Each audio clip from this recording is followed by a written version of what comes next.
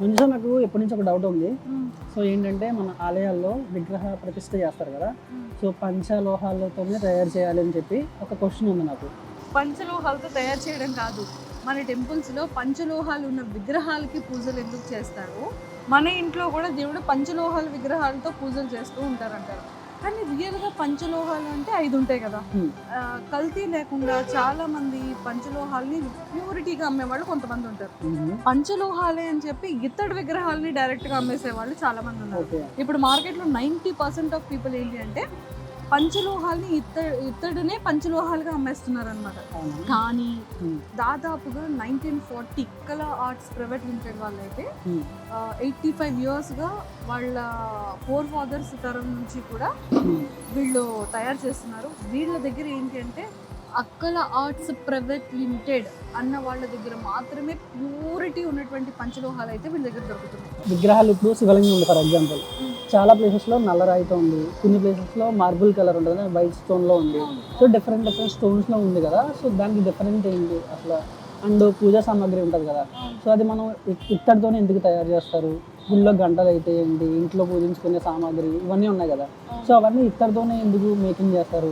వేరే మెటీరియల్ ఎందుకు యూజ్ చేయరు? ఎస్ కరెక్టే. ఇప్పుడు నాకు కూడా డౌట్ వచ్చింది. యాక్చువల్గా ఈ బ్లాక్ చూడగానే నాకు చాలా నచ్చింది శివలింగము.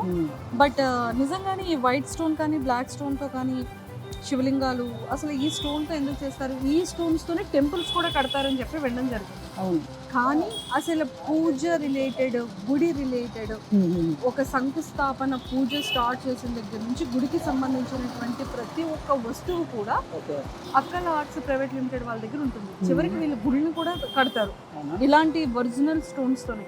ఇప్పుడంటే సిమెంట్, ఇటుక వాటితో చాలా వరకు గుడిని కట్టేస్తున్నారు, కానీ గుడి అనేది ఖచ్చితంగా ఇలాంటి రాళ్లతో మాత్రమే గుడిని కన్స్ట్రక్ట్ చేస్తారు, కడతారు అనమాట. సో ఇలాంటి డౌట్స్ అన్ని నాకు కూడా ఉన్నాయి. మరి ఒకసారి అక్కల ఆర్ట్స్ వాళ్ళు లోపలే ఉన్నారు, సో వాళ్ళతో మాట్లాడి వాళ్ళ దగ్గర ఏంటేంటి ఉన్నాయి, అసలు ఈ స్టోన్స్ ఎలా వస్తుంది, వాళ్ళు ఇన్ని ఇయర్స్గా ఎలా చేశారు 4 fathers నుంచి, ఇవన్నీ తెలుసుకుంటాం. వెళ్దామా? వెళ్దాం.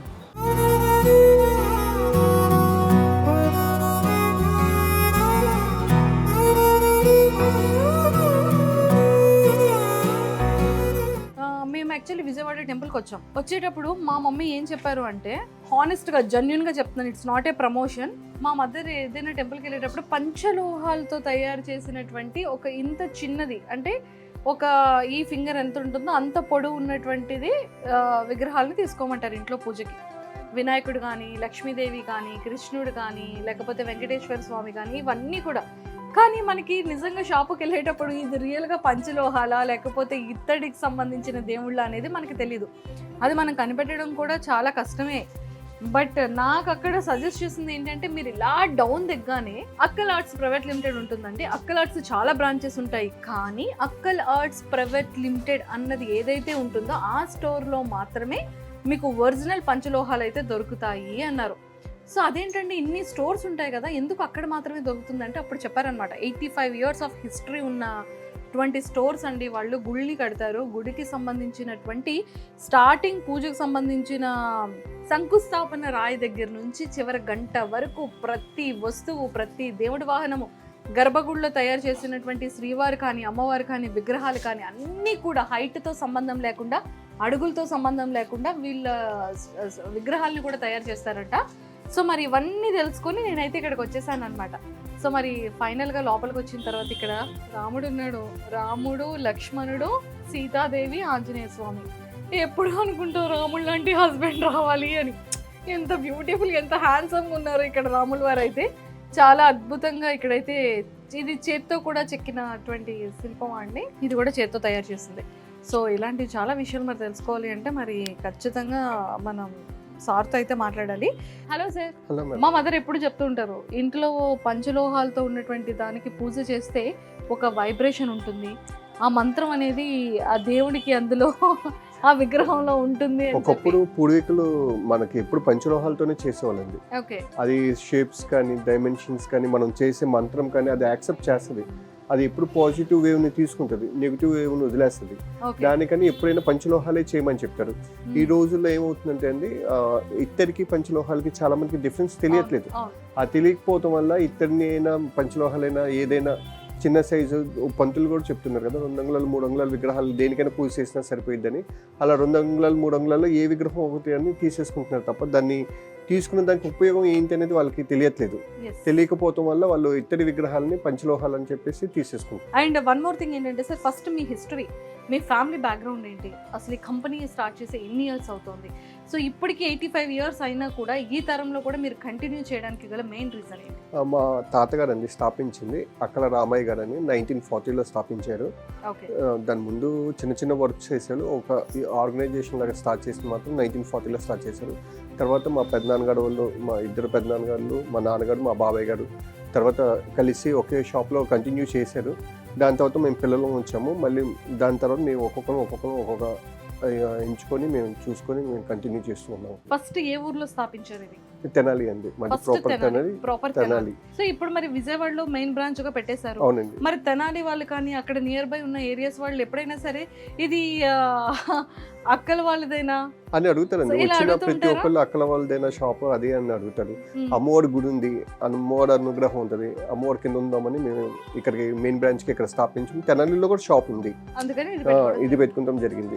ఇప్పుడు తెనాలి రావాలంటే ట్రాన్స్పోర్టేషన్ చాలా కష్టం అయిపోతుంది. కొంతమంది ఉన్నోళ్ళు లోకల్ క్యాండిడేట్స్ వస్తున్నాయి కానీ బయట క్యాండిడేట్స్ రావాలంటే చాలా ఇబ్బంది పడుతున్నారు. అందుకని వాళ్ళందరికీ అందుబాటులో ఉండడానికి ఇక్కడ స్థాపించారు. అండ్ అక్కల అని ఇంటి పేరుని కాస్త బ్రాండ్ గా ఎలా దించారు? అది తాతగారు వాళ్ళందరూ అప్పటి నుంచి చేసేవాళ్ళు కదండి. అక్కల రామయ్య గారు, అక్కల రామ్మోహన్ రావు గారు, నాన్నగారు 4-5 ఉండేవాళ్ళు. అందరి పేర్లు గుర్తుంచుకుంటాం కానీ అక్కల అనే గుర్తుంచుకుని ఆ పేరుని అలా గట్టిగా ఒక బ్రాండ్ కింద వచ్చేసింది. ఇప్పుడు మీ యొక్క తెనాలిలో మీ యొక్క స్టోర్ ని గుర్తించాలంటే ఎలా? మాది తెనాలి సామ్రాట్ హోటల్ అని ఉందండి. సామ్రాట్ హోటల్ పక్కన మా స్టోర్ ఉంది, అక్కల ఆర్ట్స్ ప్రైవేట్ లిమిటెడ్ అని ఉంటుంది.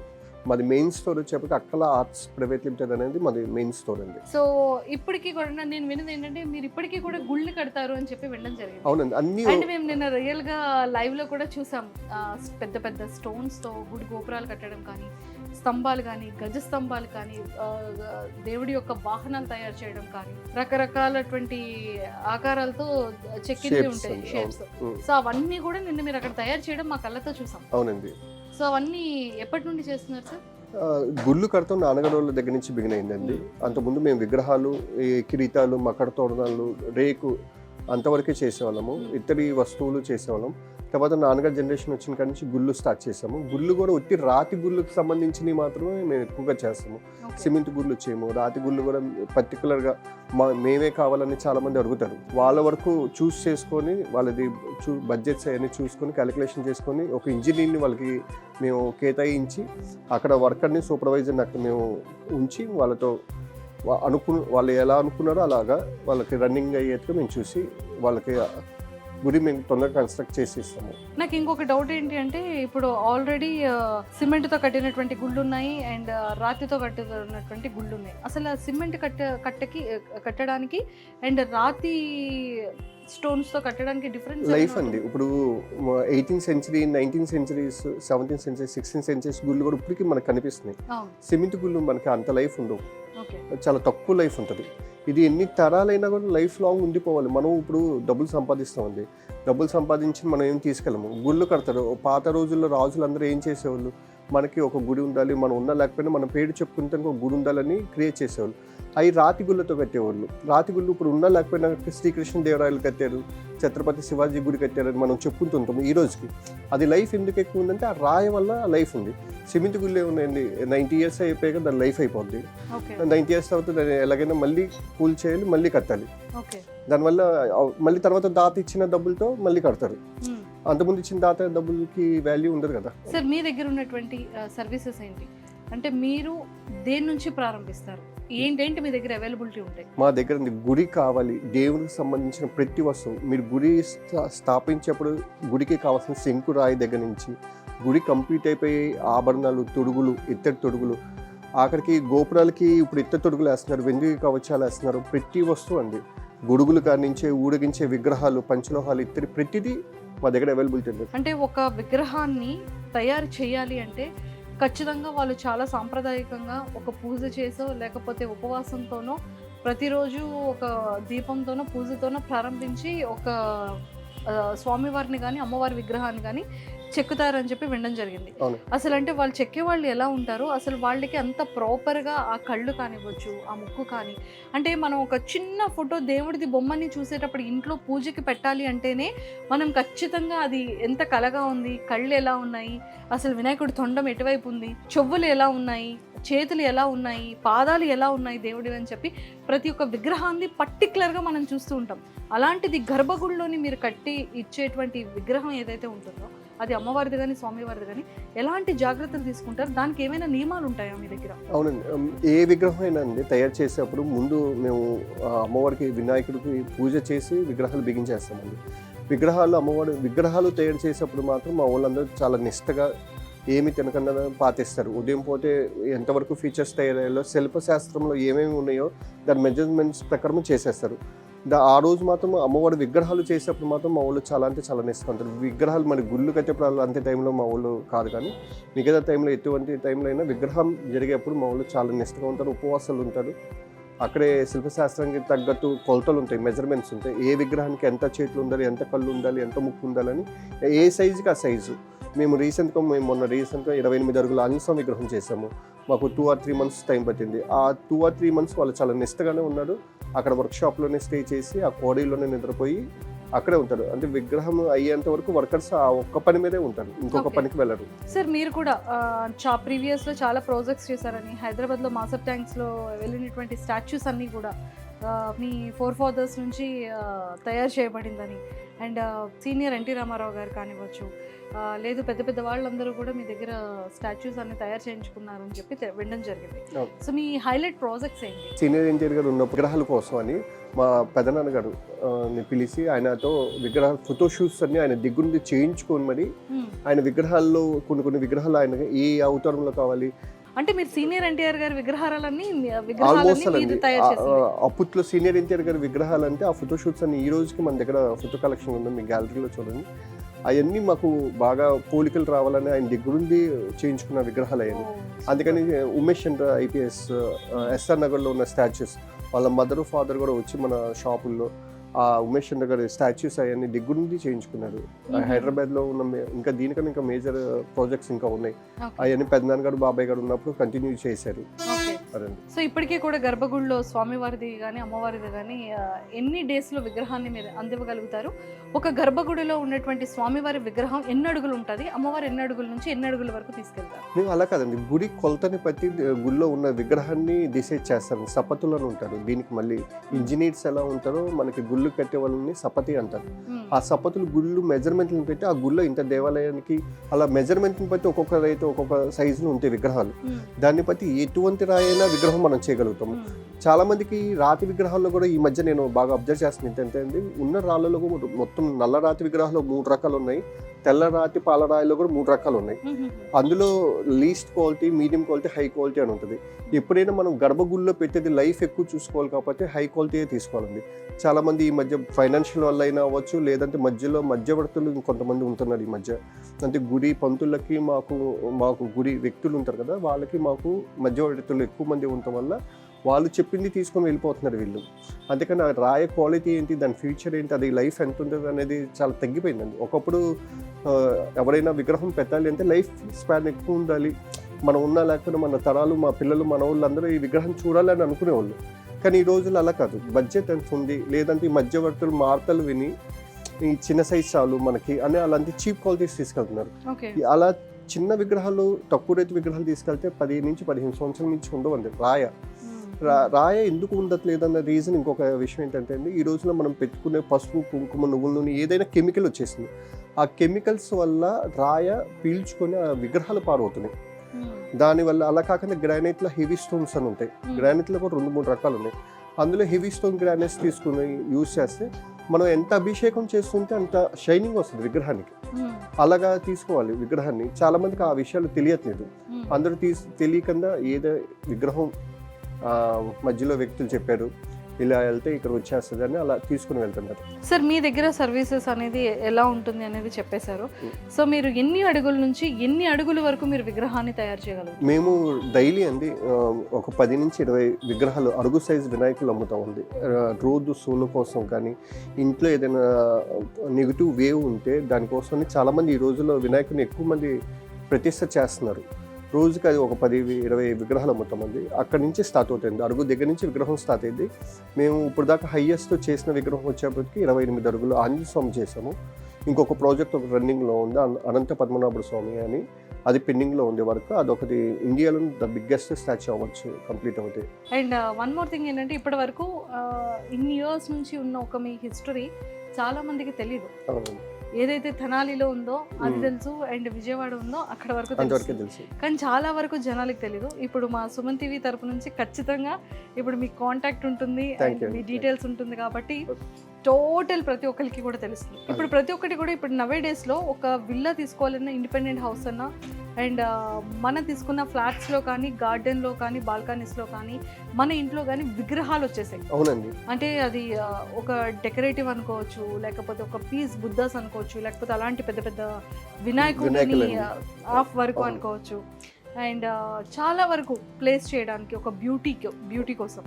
సో అవి కూడా తయారు చేస్తుంటారు. విజయవాడ సరౌండింగ్స్ లో మీరు పెద్ద ప్రాజెక్ట్స్ ఏదైనా విల్లాస్ కానీ ఏదైనా వస్తేనండి almost white marbles, commercials, hotels, దేనికైనా కానీ కమర్షియల్స్ గా హోటల్స్ కానీ రెస్టారెంట్స్ కానీ రిసార్ట్స్ కానీ దేనికైనా కానీ వాళ్ళ విగ్రహాలు మోడర్న్ గా పెట్టాలన్నా పాలరాతి విగ్రహాలు 5 అడుగులు 6 అడుగులు విగ్రహాలు పెడుతూ ఉంటారు.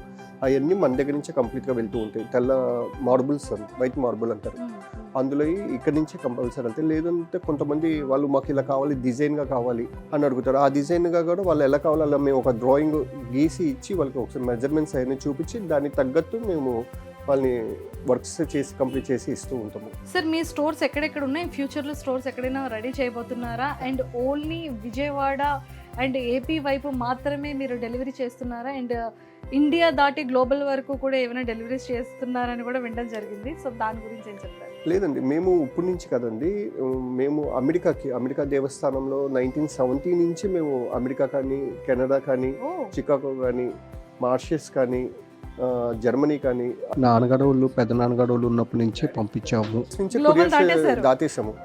ఇప్పుడు మీరు అమెరికాలో వెంకటేశ్వర స్వామి ఉంది, తిరిగి దేవస్థానం గుడి ఉంది, దానికి సంబంధించి కంప్లీట్ వర్క్ మేమే చేసామండి. అమెరికాలో ఉన్న తిరిగి దేవస్థానం కానీ అలాగా మేజర్ పెద్ద పెద్ద ప్రాజెక్టులన్నీ ఎవరికైనా ఇప్పటికీ అండి. నిన్న ఒక 3 days బ్యాక్ కూడా రాములవారి సెట్టు, శ్రీరామనవమి వస్తుంది కాబట్టి రాములవారి సెట్టు, మొన్న మా జర్మనీకి వచ్చేప్పుడు శివుడు సెట్టు, 2 అడుగులు 3 అడుగులు పంచలోహ విగ్రహాల సెట్లు తీసుకెళ్తూ ఉంటారు. ఈ రోజుకే ఆ కాంటాక్ట్స్ అలానే ఉన్నాయి, అవి ఇప్పటికీ మిస్ అవ్వలేదండి. గ్లోబల్ గానే వెళ్తూ ఉంటాయి. గ్లోబల్ గా కూడా చేస్తారు. ఇండియాలో మీరు ఏ మూలకైనా వెళ్ళండి, ఎక్కడికైనా వెళ్ళండి, మన విగ్రహం అనేది ఒక ఊళ్ళో ఖచ్చితంగా ఉంటుంది. సో ఇప్పుడు మీకు ఏదైనా ఆర్డర్ ఇప్పుడు మేము ప్లేస్ చేయాలి, మేము హైదరాబాద్ లో ఉన్నాము, లేదా బెంగళూరులో ఉన్నాము, లేదా ముంబైలో, లేదా ఢిల్లీలో, పూణేలో, సో సమ్ స్టేట్స్ లో సమ్ డిస్ట్రిక్ట్స్ లో ఉండేటప్పుడు మాకు కావాల్సినటువంటి ఒక విగ్రహాన్ని మేము తయారు చేసుకోవాలి, మాకు ఇలాగా కావాలి, ఇన్ని అడుగులు కావాలి అంటే అది ఎలా చేస్తారు? మేము ఇక్కడికి రావాలి అంటే లాంగ్ అయిపోతుంది. సో మీరు ఎవరైనా వెళ్తారా, లేకపోతే ఆన్లైన్ త్రూ ఏమైనా ఇమేజెస్ని కలెక్ట్ చేసి? ఇప్పుడు ఈ మధ్య కాలంలో ఆన్లైన్ అనేది చాలా ఎక్కువ అయిపోయిందండి. వాట్సాప్స్లో, మెయిల్స్లోనే ఆల్మోస్ట్ వర్క్ అంతా అయిపోతుంది. వాళ్ళు ఎంత పెద్ద విగ్రహం అయినా కానీ ఆన్లైన్లో మనకి చెప్తున్నాడు, ఈ విగ్రహం పంపించండి, ఈ విగ్రహం పంపించండి అని వాళ్ళ మెజర్మెంట్స్ కానీ అవన్నీ మాకు పంపించేస్తున్నారు. ఇక్కడ నుంచి మేము బై త్రూ కొరియర్ చేసేస్తున్నాం, లేదంటే ఆటోస్ పంపించేస్తున్నాము, అన్నీ అలా చేస్తున్నాం తప్ప మేము విజిటింగ్ అనేది చాలా తగ్గిపోయింది. తగ్గిపోవడానికి మెయిన్ రీజన్ వేరే లేదండి. మేము మాకున్న 2-3 స్టోర్సే మాకు ఉన్నాయి ప్రస్తుతానికి. మేము నెక్స్ట్ హైదరాబాద్లో స్టార్ట్ చేద్దాం అనుకుంటున్నాము. ఈ 2-3 స్టోర్స్కి వచ్చే కాంటాక్ట్స్ని ఈ మెయింటెనెన్స్ ఇవన్నీ చేస్తానికి టైం సరిపోతుంది. అండ్ ముఖ్యంగా ఏంటంటే పంచలోహాలకి నేను చాలా వేరియేషన్ ఈరోజు తెలుసుకున్నాను. ఇత్తడికి పంచలోహాలకి ఎంత డిఫరెన్స్ ఉంది. ఇప్పుడు ఈ రెండిట్లో మీరే చెప్పండి, ఏది పంచలోహాలు ఏది ఇత్తడి? సార్ ఇప్పటి వరకు నేను పంచలోహాల ఐడల్ అంటే నేను ఇది మాత్రమే చూసేదాన్ని. ఏ టెంపుల్కి వెళ్ళినా, ఏ దేవస్థానానికి వెళ్ళినా, ఏ లొకేషన్ టెంపుల్కి వెళ్ళినా కూడా పంచలోహాల విగ్రహాలు కావాలి అంటే ఇగోండి ఇది మాత్రమే ఇచ్చేవాళ్ళు. నేను ఏమనుకునేదాన్ని అంటే ఇలా మధ్య మధ్యలో బ్లాక్గా ఏదైతే కనిపిస్తుందో సో ఇది ఇత్తడి ప్లస్ ఇవి అన్నీ కలిపితేనే పంచలోహాలు అని అనుకునేదాన్ని. కానీ మీ దగ్గరికి వచ్చిన తర్వాత తెలిసింది పంచలోహాల విగ్రహం అనేది ఇలాగ కాపర్ కలర్లో ఉంటుంది అని. కాపర్ కలర్ లో షేప్స్ అవన్నీ షేప్ అనేది ఇంత ఫినిషింగ్ ఉంటుంది. ఇది కంప్లీట్ గా మిషనరీతో తయారు చేసిన ఐడల్, ఇది కంప్లీట్ గా చేతితో తయారు చేసిన ఐడల్. అండ్ కలర్ కూడా చాలా వేరియేషన్ ఉంది. చాలా మందికి తెలియదండి. ఇప్పుడు కూడా చాలా మంది ఏమనుకుందంటే పంచలోహాలు ఇతడు కలర్ గురించి కూడా కాదు. సో పంచలోహాల్లో ఉన్నటువంటి ఈ విగ్రహాలు రెండు చూసారు కదా, చాలా వేరియేషన్ ఉంది. ఇది కంప్లీట్ గా కాపర్ కలర్ లో ఉంది, ఇది ఇత్తడిది మనకి తెలిసిపోతుంది. అండ్ పంచలోహాలు అనేది వెయిట్ ఉంటుంది అండ్ ఇత్తడిది అనేది వెయిట్ తక్కువ ఉంటుంది. And one more thing, colour variation ఉంటుంది. అండ్ మన ఐడల్ బట్టి కూడా వెయిట్ అనేది పంచలోహాలు వెయిట్ ఉంటుంది. కానీ ఇత్తడి షాపు వాళ్ళందరూ కూడా సార్ ఇవే పంచలోహాల విగ్రహాలను అమ్మేస్తుంటున్నారు. కాదండి, ఇది మనం ఒక ఆర్గనైజేషన్ గా డెవలప్ చేసుకుని ఫస్ట్ నుంచి ఇదే ఫీల్డ్ లో ఉన్నాం మనం. చాలా మంది ఏంటంటే ఇత్తడి షాపుల వాళ్ళు కానీ లేకపోతే ఇప్పుడు పనులు నేర్చుకునే వాళ్ళు కానీ ఇప్పుడు ఇన్వెస్ట్మెంట్ ఉంటుంది. కోవిడ్ తర్వాత ఏమైందంటే డబ్బుల్ని బయటికి తీసుకుని బిగినైంది. వాళ్ళు ఆ డబ్బుని ఎక్కడ ఇన్వెస్ట్ చేయాలో తెలియక ఏదో ఒక బిజినెస్లోకి ఇన్వెస్ట్ చేయాలని వాళ్ళు ఈ బిజినెస్లోకి వచ్చి ఇతర విగ్రహాలను కూడా పంచలోహాలు చెప్పి అమ్మేస్తాము. లేకపోతే ఇతర విగ్రహాలకి కోటింగ్ కలర్స్ వచ్చినాయి ఈ మధ్యకాలంలో. చైనా నుంచి సేమ్ పంచలోహాలు బ్రాస్ కోటింగ్ కలర్స్ వచ్చినాయి. ఆ కలర్స్ వేసేసి ఇదే పంచలోహాలు అని చెప్పి అమ్మేస్తున్నారు. దానివల్ల వాళ్ళకి మంచి జరగదు. ఆ విషయం వాళ్ళు తెలుసుకొని గ్రహిస్తే కానీ మంచిది. And nice talking to and all the very best. Thank you అండి. Thank you. సో చూసారు కదా, అక్కల్ ఆర్ట్స్ ప్రైవేట్ లిమిటెడ్ వాళ్ళ దగ్గర మన దగ్గర ఎంత ఒరిజినల్ ఐడల్స్ అనేది ఉన్నాయి. పంచలోహాలు అనేది చూసేసాం. లేకపోతే స్టాచ్యూస్ ఐడల్స్ని ఎవరైనా సరే తయారు చేయించుకోవాలి అనుకున్నా కూడా డైరెక్ట్ వీళ్ళే ఉన్నారు కాబట్టి 85 years మన ఫాదర్స్ దగ్గర నుంచి చాలా శాస్త్రీయపరంగా కూడా విగ్రహాలు తయారు చేసేటువంటి అనుభవం వీళ్ళకు ఉంది. కాబట్టి మీలో ఎవరైనా సరే ఎలాంటి ఎంక్వైరీస్ కావాలి అన్నా, ఎలాంటి గుళ్ళు మీరు కన్స్ట్రక్ట్ చేయించుకోవాలి అనుకున్నా, అలానే ఐడల్స్ విగ్రహాలు స్టాచ్యూస్ని మీరు తయారు చేయించుకోవాలి అనుకున్నా కూడా కింద స్క్రోల్ అవుతున్న కాంటాక్ట్ నెంబర్కి ఇప్పుడే కాంటాక్ట్ అవ్వండి. Thank you.